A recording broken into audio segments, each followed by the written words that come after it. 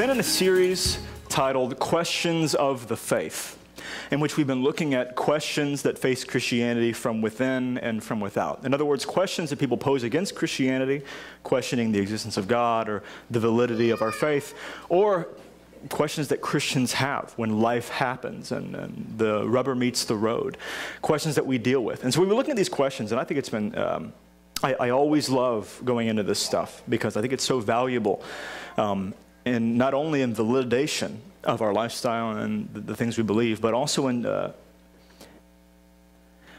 dispelling fear, if that makes sense. I feel like so many times we're afraid to look at the hard questions for fear of what we might find.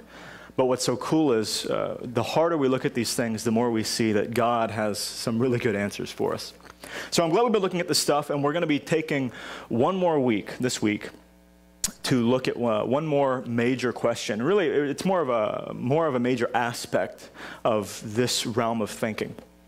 Specifically, we're going to be looking at three concepts. There are three values that we see in not only in the Christian worldview, but in every major worldview. Three major values that every major worldview has to deal with, has to answer.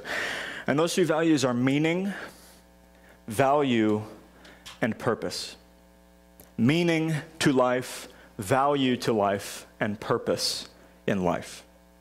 And the main thing we're going to be talking about and looking at this morning, specifically Western evolutionary thought, in other words, atheism, which has become a very major movement today all around the world, and especially in our culture. And what we're going to be looking at is the incredible fact that when you take atheism out to its logical conclusions, it is impossible to live out practically. And I'll show you what I mean by that. But in the end, if you take it out to its logical conclusions, you're left with only despair to base your life upon.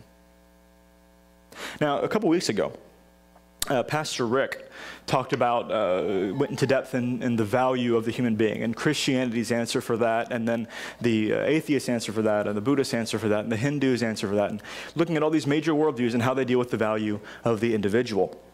And we talked about how when you look at atheism, when you look at a Western evolutionary philosophy, well, essentially you're taking God out of the picture, right?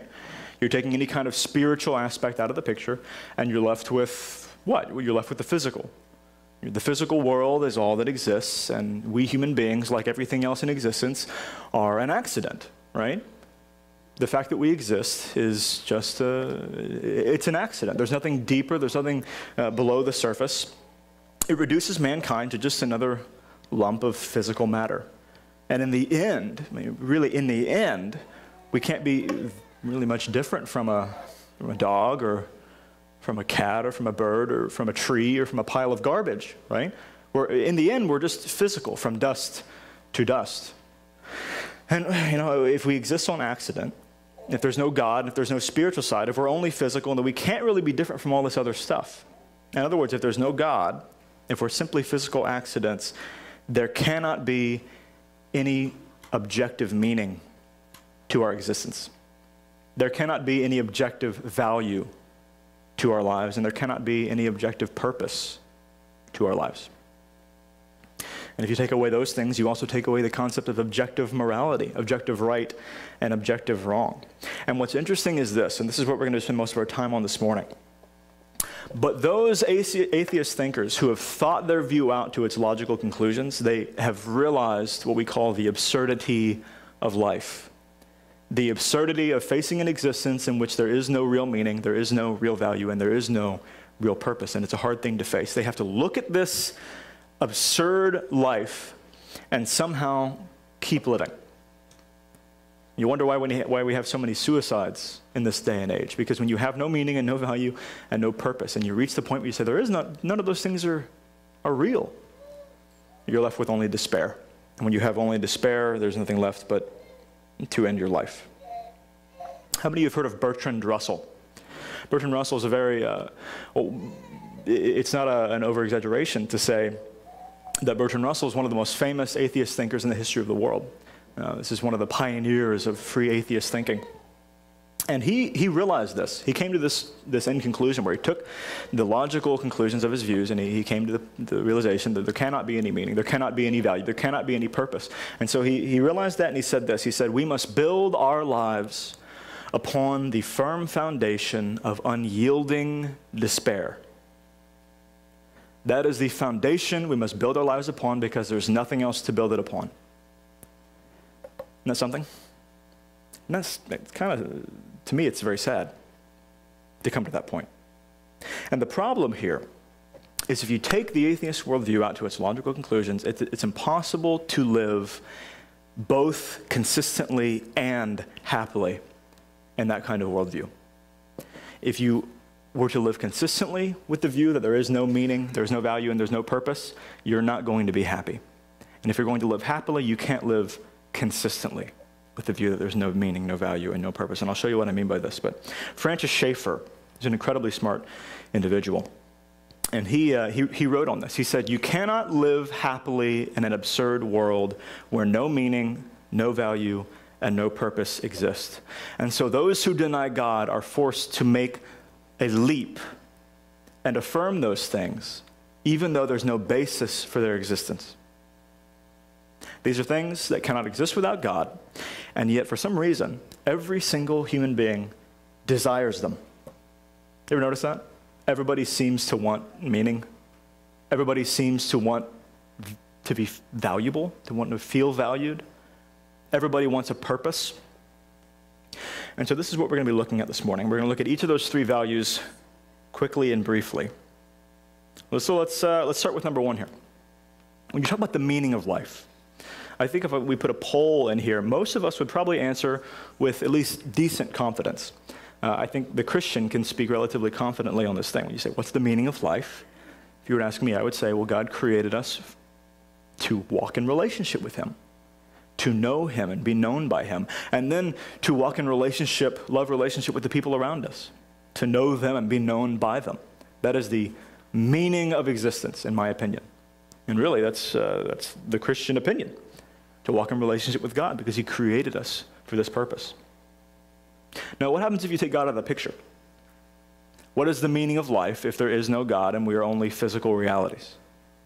We're just physical lumps of matter that happen by some kind of accident to be able to walk and talk and think and breathe. What's the meaning of life then? And so obviously the sad part is you take that kind of created meaning out of the picture, and there can't be objective meaning. I mean, right? I mean, what meaning could there possibly be if we are indeed accidents? But the interesting part here is that most modern atheistic philosophers continue to live as though life does have meaning. The majority of atheists you'll ever meet will continue to live as though their lives have meaning. You guys ever heard of Jean-Paul Sartre? Sartre is, like Russell, another one of the most well-known atheist thinkers in history. A very intelligent man who obviously, he claimed with a lot of confidence that God does not exist and that there is no meaning to your lives and that we're physical, we're matter. But he came to a point where he was depressed, and he didn't like living his life, and he realized that he needed some sort of meaning in order to go on. And so he had this conflict within himself, because his worldview said there cannot be any kind of objective meaning, but he felt like he needed some sort of real meaning to his life in order to continue living. And so here's what he decided, and he ended up teaching this. He proclaimed that you can create meaning for yourself by freely choosing one. You can create your life's real meaning by choosing it. And so Sartre chose Marxism as his life's meaning. He would propagate Marxism. He would further the Marxist worldview. Now, when you're talking about the meaning of something, what is the basis for his life's meaning? Well, let's be realistic. There is no real basis. He just kind of chose one, right? Could he have chosen another life meaning over Marxism? Well, sure. He just happened to choose that one. And here's the problem. Is that actually meaning that he has in his life, or is it delusion? It seems to me that it's more like delusion. I mean, the universe doesn't acquire a real meaning simply because I decide to give it one, does it? It doesn't work like that. And so what if, say you have Sartre and he decides that the meaning of his life is to further Marxism. And so what if I decide that the meaning of my life is to destroy Marxism? Well, who's right? The answer is neither, because there's no basis to either one. So Sartre is really saying, you can say, you can create meaning for your life by freely choosing one. But really he's saying, hey, let's pretend that the universe has meaning so we don't fall into despair and kill ourselves. And that's what he was faced with. He was in despair. He didn't want to live anymore. And so he just closed his eyes and picked a meaning. I'll live for that. But that's not meaning, is it? It's just a thing you happen to choose. An arbitrary choice, and it's not meaning at all. But once again, if you take God out of the picture, if God does not exist and if we were not designed by him with a meaning in mind, then life can't have any sort of objective meaning, can it? Man cannot live both consistently and happily in a worldview that says life has no meaning whatsoever. And this is what Sartre faced. Isn't that interesting? Let's move on to number 2 here. Let's talk about the value of life, the value of human life. And I think probably, if we did a show of hands, let's do one. You guys think that human life is valuable? I think you'd probably find. I saw some of you not raising your hands, so you can leave now. No, I think all of us would, it's a no-brainer, right? Human life is valuable. We are valuable.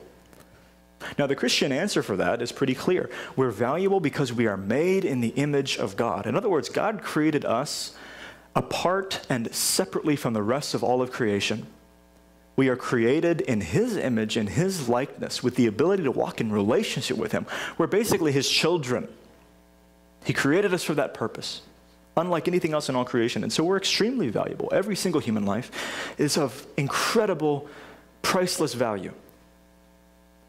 But once again, it's how you take God out of the picture.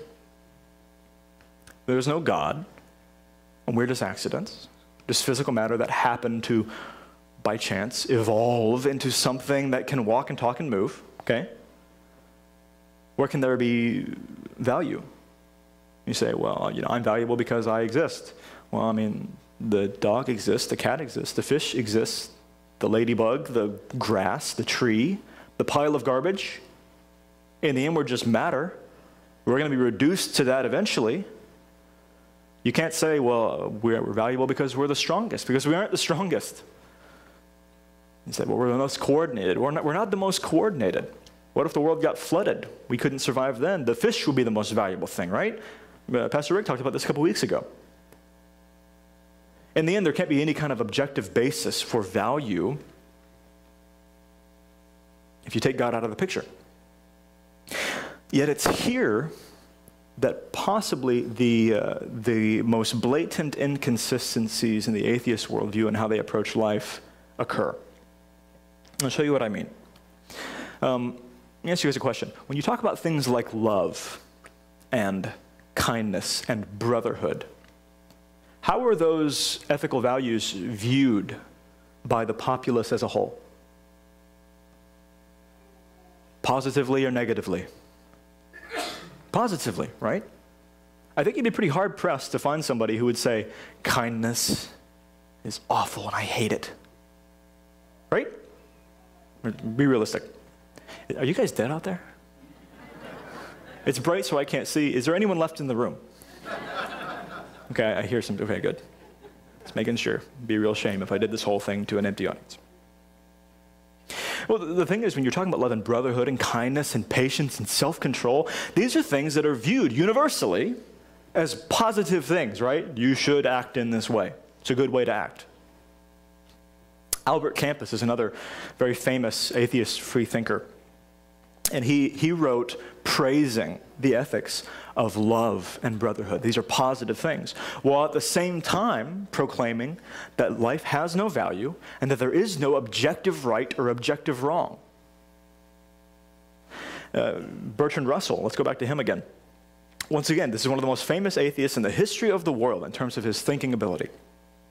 He was an atheist. He held that there is no God, that there is no objective value to the individual or just physical matter, and he held that there is no objective morality. There is no objective right. There's no really wrong thing. Yet at the same time, he was an outspoken social critic. He denounced things like war as being wicked. He denounced things like restrictions of sexual freedom as being wicked. And so this is actually something we deal with a lot in this generation. My generation and the generation after mine, I like to call it the Tumblr generation. Tumblr is a very popular blog. And you have these very passionate teenagers who believe there is no God and there is no objective right and wrong. They're throwing off the chains of organized religion, while at the same time, they're what we call social justice warriors, the social justice movement. And they're so passionately decrying these things they say are right or these things they say are wrong, right? Somehow unaware of the extreme inconsistency of that view. Now let's go back to Bertrand Russell. The thing about Russell was he wasn't a dummy. He was smart enough to realize there was a very serious conflict between his views that there was no God and there was no objective right and no objective wrong, while at the same time he felt like his ethical values weren't simply his own taste. He felt like some things were truly right and some things were truly wrong, and he couldn't dismiss it as just a personal preference. And so there was a conflict in him.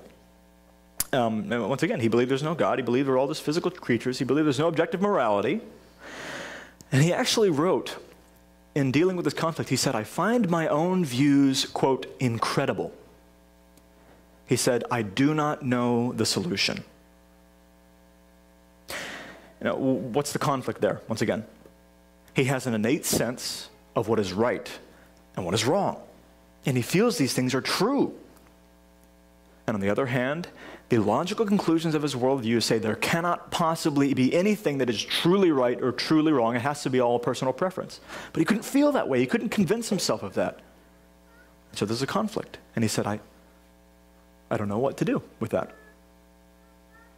And the reason why bringing up Russell is worthwhile is because this isn't just some random guy you found on the street who has some views that are inconsistent. This is one of the most famous and highly regarded atheist freethinkers in the history of the world. You go to any renowned atheist circle and he'll be in the top 10 or top 15 of atheist authors in the history of the world. He said, I find my own views incredible. I don't know the solution because there's a conflict there. We feel that there is value to the individual. He felt like genocide was wicked, it was wrong. He felt like damaging other human beings was a wrong thing, but his worldview wouldn't allow him to. And there's the conflict. Fyodor Dostoevsky is a very famous author, and he saw the conflict as well. He wrote a book called Crime and Punishment, which I highly recommend to you guys, although it's kind of a weighty read, so don't take it lightly. He showed in Crime and Punishment this exact conflict, okay? He showed that man simply, regardless of his worldview, man cannot live as though it is perfectly all right for soldiers to slaughter innocent children. Regardless of what his worldview says, he cannot live as though it is all right for dictators like Pol Pot or Saddam Hussein to exterminate millions of their own countrymen. He cannot live as those things are all right. Everything in him cries out to say that these actions are wrong. But often the atheist worldview says he can't do that, so he ends up making a leap of faith and condemning those things as wrong anyways. And the moment he makes that leap of faith, he's revealing the inconsistency and the inadequacy of a world view without God. You guys ever encountered any of this? Because it's all over the place. God doesn't exist. There's throw off the chains. There's, moral relativity, while at the same time just proclaiming this is wrong. You need to stop this. And people say, "Hey, you can't tell people how to live. Quit telling me how to live." It's an inconsistency and it's somehow overlooked. And you see this over and over and over again, and not just with the average atheist thinker, but with the great free thinkers throughout history. You guys have heard of Nietzsche, right? Nietzsche wrote The Antichrist and particularly a book called Beyond Good and Evil, in which he tried to prove that mankind is now advanced enough we do not need things like religious morality. We don't need objective right and wrong because we're beyond that now. Morality is relative. Everybody can have their own opinion and nobody's wrong. Nietzsche was mentored by a man named Richard Wagner. And Wagner, it became known, was a very strongly opinionated anti-Semitist. In other words, he hated Jews, believed they were subhuman, believed they should be exterminated. And Nietzsche, despite proclaiming that we are now beyond good and evil, he couldn't stomach Wagner's anti-Semitist viewpoint. He couldn't stomach it. And so he broke ties with the man. He wouldn't have anything else. He wouldn't have anything to do with him because he felt that anti-Semitism is wrong. In the same way, let's go back to Jean-Paul Sartre. Sartre also condemned anti-Semitism. He said it was, quote, somehow beyond a matter of personal taste, that it is wrong at a deeper level. But once again, he has a conflict because he denied objective right and wrong. And so he has this conflict again. He wrote an essay called Existentialism is a Humanism, which I don't recommend because it comes off as rambling. It's very difficult to read because he's in this essay, he's desperately trying to reconcile the differences between his intellectual worldview and what he felt was right and wrong. And he goes back and forth, and in the end, he just fails miserably, in my opinion, to get anywhere. He's trying to explain away the contradiction. But just like Bertrand Russell, just like Nietzsche, he cannot live with the implications of his own worldview. If you can't live with the implications of your own worldview, you need to rethink your worldview. In the same way, I think we've all probably heard of Richard Dawkins, right? That's a more common name to hear in terms of atheist thinking today. Dawkins declared, and this is a quote, I think I have it up here.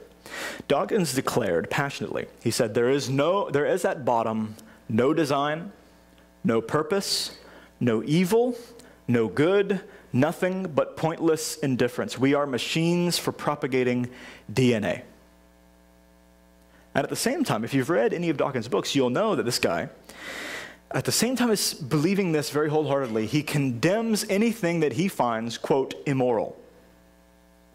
He condemns things like harassment or abuse of homosexuals. He condemns religious indoctrination of children. He condemns the Incan practice of child sacrifice. He finds things like passion and generosity to be, quote, noble. Actually, there's one point, I believe, where he offers up his own 10 commandments for good moral behavior. Now, you guys see the conflict, right? Now, and here's the thing, not to trash talk a little bit, but whereas Russell and Nietzsche and Sartre actually saw the conflict, he somehow doesn't see it. And he keeps proclaiming these things. There's a conflict there. There's a conflict. And you look at the whole of our culture today, you look at how like brotherhood and love and kindness and gentleness and patience, you look at how these things are viewed. And once again, they're almost universally viewed positively. They're almost universally appreciated. For a while, it's becoming a little bit more moderated now, but when the internet was young, I was there for near the beginning. And it was extremely liberal. In other words, extremely atheist environment. And Christians were like, the moment you revealed you were a Christian, you were attacked ad hominem. And it slowly moderated. But what always struck me was even in like the most atheist, angry websites, there was one guy who was always really appreciated, and that was Mr. Rogers. Fred Rogers, you guys know what I'm talking about? Mr. Rogers' Neighborhood from PBS. Anyone watch that as a kid? Yeah, Mr. Rogers, I don't know if you guys knew this, but he was a Presbyterian minister. This was a guy who devoted his life to loving and caring for and teaching and helping children. And he was such a kind, soft-spoken man. And even not just on the TV show, but anywhere he was seen in public, any kind of speaking engagement, this man was so gentle and loving and kind. And anywhere you see him talked about, it's almost in reverence. Regardless of your worldview, regardless of what you believe, everybody reveres this guy. Why? Because there's something objectively right about the way he acted that goes beyond your worldview. Just like Sartre couldn't handle anti-Semitism and said there's something that's more wrong about it than just at a worldview level. It's something that's more deeply wrong about it, but couldn't explain the contradiction. There's something just right about the way Fred Rogers acted. That's incredible. What's interesting is you'll probably never find a Western evolutionary philosopher who lives consistently with his worldview. Because a universe without moral accountability and a universe without value is unimaginably terrible. You can't live consistently with that. So let's go very quickly on to this last point here. We're going to look at purpose. The purpose of life. And this dovetails pretty quickly from the last two. Once again, the problem here is that people who deny purpose in life can only live happily in two ways. One of two ways. One, you can make up a purpose. Make up a purpose like Sartre, which is really just self-delusion. It's willing blindness. Or number two, you refuse to carry out your views to their logical conclusions, which once again is willing blindness. There's a gentleman named Daniel Dennett, who's also another famous atheist, but for different reasons. He was speaking at a conference in New Orleans, I believe. Before he gave his speech, he opened with a video, a short film, that summarized the points he was trying to make. And in this film, you had a group of young African men playing soccer. And they were kicking the ball back and forth across a field, and it was incredible because in this film, they would not allow the ball to touch the ground. They were going across a field, and they were catching it, and it never touched the ground at any point. It was very clear that these young men were masters of soccer, or football, as it's known everywhere but here.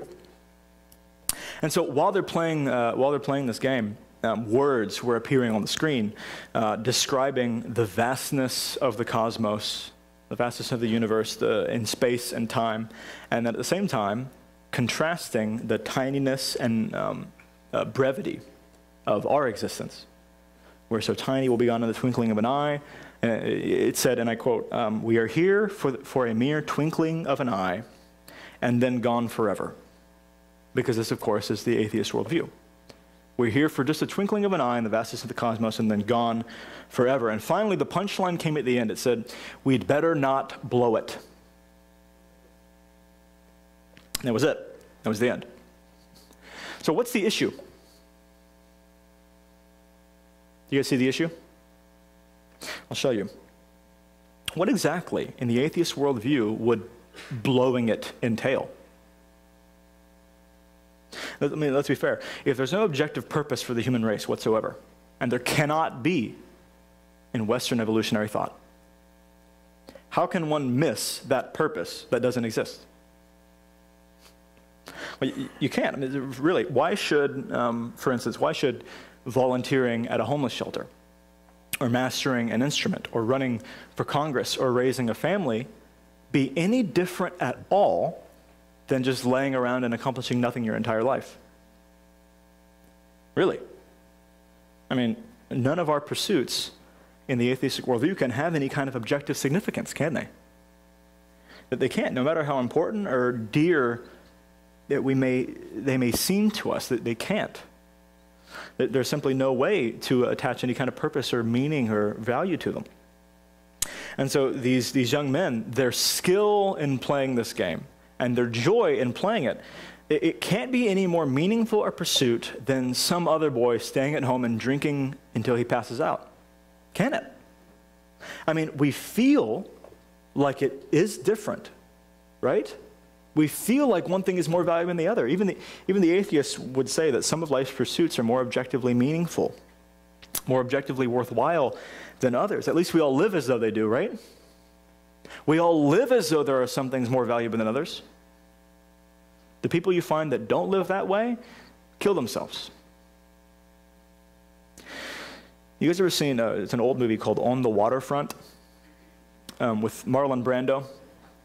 At the end of this movie, and you'll recognize the line at least, at the end of this film, Marlon Brando's character says, "I could have been a contender." You guys recognize the line? I'm not going to do the accent because it'd be embarrassing. He says, "I could have been a contender, with regret in his voice. In other words, he's looking back over his life and he says, I could have been something. I could have accomplished things. I could have done something. I could have been a contender. Now, once again, what does that mean exactly? If you take it from the atheist worldview or the agnostic worldview, what would it mean to be a contender? Why would doing any one thing be any more valuable than any other thing? Raising a successful family can be no more different than being a murderer. Really. That's an over-the-top concept, but you've got to take these things out to the logical conclusions, and it can't be any different. It can't be different. What about for the Christian, though? You say, I could have been a contender. What would it mean for the Christian to be a contender? Is there something that's valuable? Is there a purpose to miss? I think the answer is pretty clearly yes, in the Christian worldview. Certainly. I think a whole lot of human beings you've met are currently missing that purpose. And so the dilemma of the modern man is really, it's a terrible one. Because the atheistic worldview is simply, it's insufficient to maintain a happy and a consistent life. You can either live consistently with those views and you'll be unhappy like Sartre was, or you can live happily while ignoring those worldviews. You can't live consistently and happily if you have no meaning, no value, no purpose to your life. And so as we wrap up here, what does Christianity have to say about these things? And the happy answer is that it can speak with authority to all three of those areas. We are created with meaning, with purpose to our life by our Creator, to walk in relationship with Him, to walk in relationship with others, with a standard to live by that'll help us walk in a functional existence. You say, are you valuable? You say, unimaginably so. Created in the image of God for the purpose of relationship. Say, is there right and is there wrong? You say, clearly there is.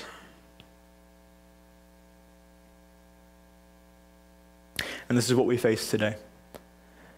And I don't know about you guys, but to some degree it's sobering to know that so many people live a life in which they have no meaning, they have no value, and they have no purpose. And on the other hand, it's extremely encouraging to me because we walk with profound meaning, profound value, profound purpose. We walk with a system of standards that tells us exactly how to live. And the exciting thing and the challenging thing is that we get to take that message, which is so exciting, to a world that is devoid of it. We get to bring it out and say, hey, you guys, those things you've been looking for your entire life are right here. That is what the Christian worldview offers. That is what God offers. Isn't that cool? So, Father, thank you that we have such a profound meaning in life with you. Thank you that we have such incredible value to you and such real purpose. Father, I pray that you would inspire each of us to seek that meaning, to seek that purpose at an even deeper level after today. And you would also inspire us for those people around us who do not have that meaning, who don't have sight of that value or that purpose. You'd help us to proclaim it to them, that they may enter into the kind of abundant life that you created us to live and that Jesus Christ proclaimed. We love you, Father. Amen. Some of you may be hearing this and maybe thinking for the first time that that kind of meaning and that kind of value and that kind of purpose in your life is something that you want to experience. And if you haven't experienced it before, I don't think there's a better time than now. God created us for these purposes, and He sent His Son to deliver us into that kind of life, to deliver us into that relationship with Him. We're going to have some of our leaders come up here at the front as the band plays a song. But if God is working in your heart right now, don't put it off. Don't put it off and walk into the life of meaning and purpose and value that you were created to live.